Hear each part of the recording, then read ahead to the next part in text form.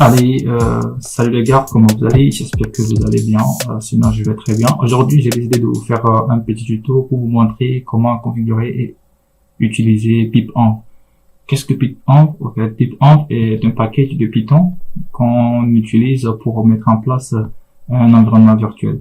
Maintenant, vous pouvez vous poser la question, qu'est-ce qu'un environnement virtuel et quelle est son utilité? L'utilité d'un environnement virtuel permet, par exemple, de créer particulièrement un environnement ou bien spécialement un environnement pour un projet, pour éviter les conflits entre les dépendances que vous avez installées sur votre système et les dépendances que vous allez installer sur votre environnement. Et donc, pour ce faire, Python a mis en place plusieurs librairies qui nous permettent de mettre en place un environnement virtuel. On a par exemple virtualenv que vous pouvez utiliser et c'est ce que les développeurs utilisent très souvent, mais il y a aussi pipenv qui combine automatiquement pip et virtualenv.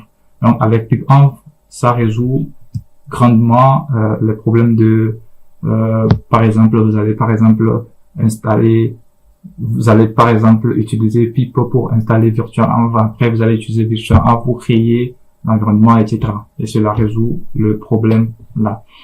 Et maintenant, pour utiliser pip, vous avez besoin, déjà, je suis dans le dossier tuto, et donc je vais créer spécialement pour le tuto, je vais créer un autre dossier. Voilà, je vais donc dire par exemple, je vais créer, ça fait tuto, je vais faire tuto 3 par exemple. Et je vais me diriger vers rentrer dans tuto 3. Et j'ouvre mon VS Code. Ok, parfait. Là, je vais afficher le terminal de mon VS Code. Ok, parfait. Il n'y a rien là-dedans. Ok. Donc, l'environnement de base que j'utilise, c'est l'environnement du système qui est base. Et donc, maintenant, je vais vous montrer comment construire ou bien comment créer un autre environnement grâce à pipenv. Donc, puisque pipenv est une librairie de Python, pour installer une librairie qui vient de Python, on utilise pip install. Donc, le nom de la librairie qui est pipenv. Donc, vu que moi j'ai déjà la librairie sur mon PC, donc je vais l'utiliser pour créer un environnement. Donc, pour créer un environnement, ce que je vais faire, c'est pipenv install. Donc, aussitôt que je fais pipenv install, vous allez voir que il y a eu deux fichiers qui s'est créé directement dans le dossier tuto 3. Et ces dossiers, c'est pipfile qui remplace le requirement tst, ce qu'on utilise à pip freeze pour créer. Ça nous liste automatiquement les packages, ça nous donne la version de Python qu'on utilise. Et il y a une autre métadonnée qui s'appelle pipfilelock qu'on va utiliser plus tard pour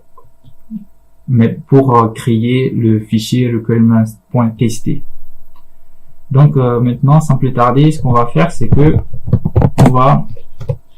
on va lister les commandes qui sont possibles grâce à pipenv. Quelles sont les fonctionnalités que pipenv nous fournit. Donc, ce qu'on va faire, c'est on va faire pipenv, par exemple, on fait help, par exemple, comme ça. Et cela nous liste les commandes que pipenv nous fournit. Par exemple, on peut faire pipenv clean, on peut faire pipenv graph, on peut faire pipenv install. Donc, install, c'est pour installer tous les packages qu'on a besoin pour notre programme. On installe, c'est pour désinstaller tous les packages qu'on n'a pas besoin pour notre programme. Pipgraph montre la dépendance entre les packages qui sont dans l'environnement. Piplock va nous aider à créer le fichier requirement tst pour le déploiement. Piprun va nous permettre de lancer un script sur l'environnement. Pipshell va nous permettre d'activer l'environnement. Donc, Maintenant qu'on a parcouru un peu l'ensemble des commandes que nous propose pipenv, on va un peu travailler là-dessus. Donc, je nettoie un peu tout ce bordel. Et donc, ce qu'on va faire maintenant, c'est on va apprendre à installer les packages. Donc, dans mon cas, moi, je vais prendre comme exemple le package request pour scraper les données. Donc, ce que je vais faire pour installer, c'est tout comme pip. On fait pip env, donc install. Donc, on fait pip env install et on met request. Donc, vous allez voir que le package request va être installé sur mon environnement. Et maintenant, si on va dans le fichier pip file qui remplace en d'autres termes le fichier requirement.txt, vous allez voir automatiquement que request s'est ajouté à notre fichier. Et donc, pour désinstaller, ce que vous allez faire, c'est au lieu de install, vous faites seulement la négation install. Donc, vous allez voir que automatiquement, ce code se prompte à supprimer automatiquement le package de notre environnement. Donc, maintenant, si vous voulez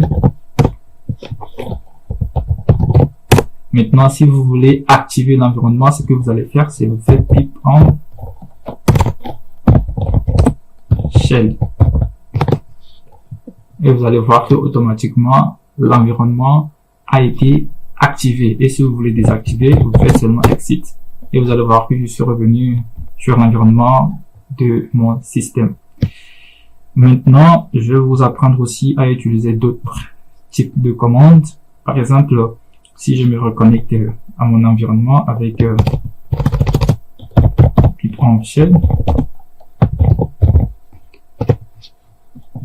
et que, par exemple, j'ai un script à tourner sur cet environnement, ce que je veux faire, c'est je vais faire seulement pipenv run et je vais mettre le lien vers le script à tourner sur l'environnement là. Donc, par exemple, si je mets je mets absolu /home, le script se trouve dans /home script, par exemple, .py, cela va tourner script.py sur l'environnement tuto 3. Ok. Donc maintenant qu'on a vu ça, maintenant pour générer le fichier txt requirement.txt, ce que vous allez faire, c'est vous allez faire pip env, donc pip env lock, comme je l'ai dit, et vous faites -h et vous mettez le nom pour rediriger la sortie, plutôt pour rediriger la sortie vers requirement comme ça .txt. Donc si vous faites ça, vous allez voir qu'il y a un fichier requirement.txt qui a été créé. Voilà.